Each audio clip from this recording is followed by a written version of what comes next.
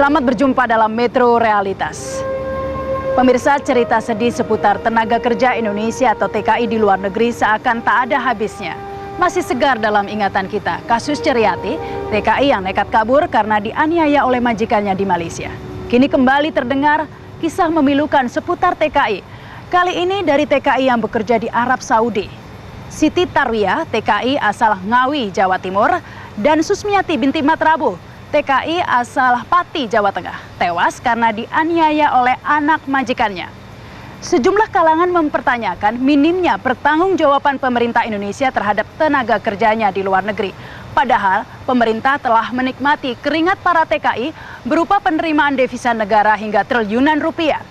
Pemirsa, bagaimana sebenarnya perlakuan sejumlah negara tujuan TKI terhadap para TKI kita ini? Ikutilah Metro Realitas.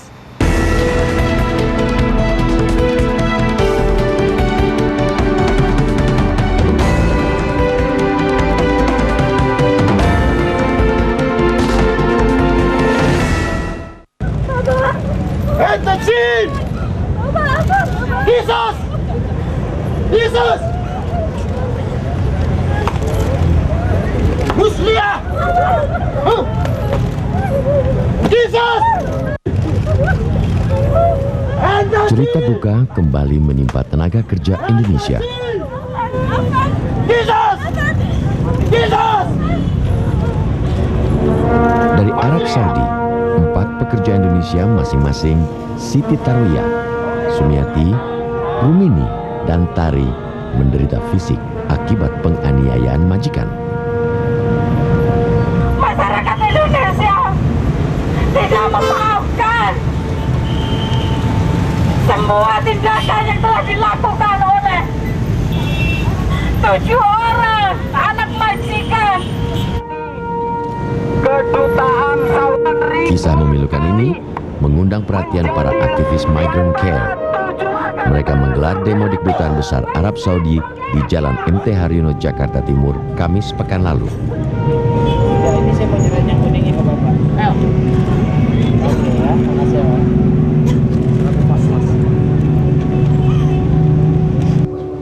Nasib yang lebih tragis menimpa Kurnasi, seorang tenaga kerja Indonesia yang mengadu nasib di negeri jiran Malaysia. Setelah mengalami penganiayaan sang majikan, perempuan berusia 24 tahun ini kini terbujur kaku.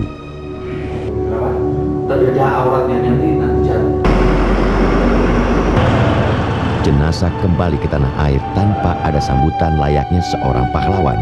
Yang ada cuma isak tangis keluarga menyambut kembalinya sang pejuang. Kurnasi hanyalah satu dari sekian banyak pahlawan devisa yang kini mengadu nasib di Malaysia.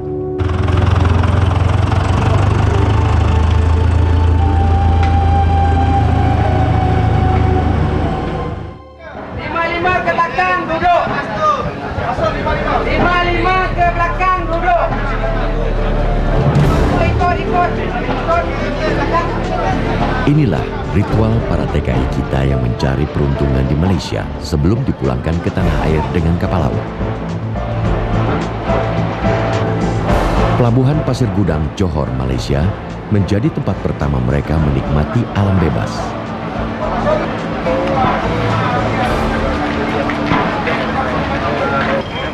Hari itu, untuk pertama kalinya, mereka menikmati kebebasan selepas menjalani masa tahanan penjara. Kendati harus mengantri lama di pintu pelabuhan, mereka tidak berkeluh kesah, lantaran gerbang kebebasan amat dekat di pelupuk mata.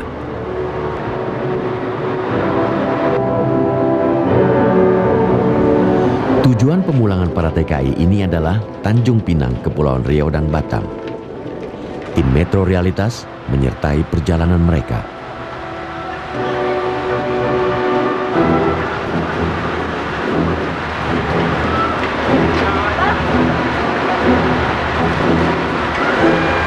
Para TKI ini baru saja dibebaskan dari sejumlah penjara di Semenanjung, Malaysia.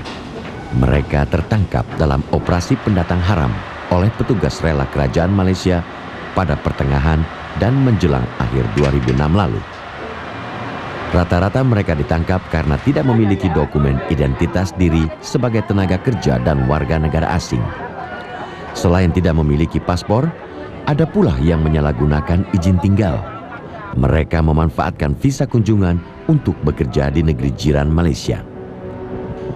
Tengok saja nasib Jamilah yang masuk tanpa izin ke Johor, Malaysia untuk bekerja di restoran dengan gaji RM30 per hari. Jamilah mencari penghidupan di Malaysia bersama sang suami.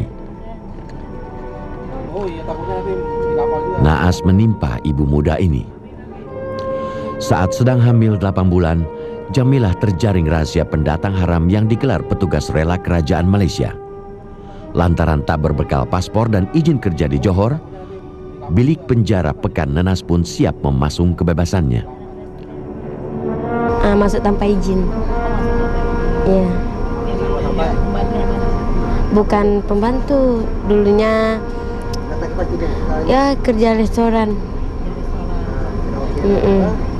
Ini saya pas waktu saya masuk Pekan Nenas, mengandung dia 8 bulan. Suaminya orang Jawa, tapi dihukumlah naik mahkamah 6 bulan. Bulan 4 nanti baru keluar ya dia. Keluang. Jamilah tidak sendiri. Ada puluhan TKI yang merantau kerja sambil menimang bayi. Lakin 21 hari, terus dikeluang, kena 1 tahun dipotong 4 bulan, jadi 8 bulan bersih. Terus bidi 1 malam, diantar Pekan Nenas 15 hari, baru hari ini balik. Salah gunakan paspor pelancong, saya pakai kerja.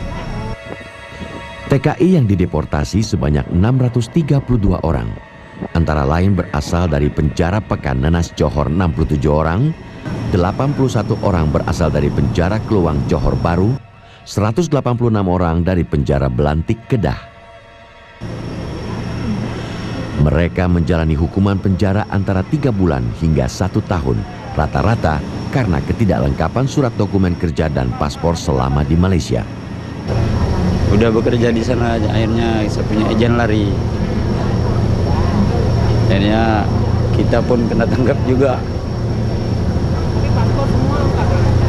Paspor udah ketinggalan.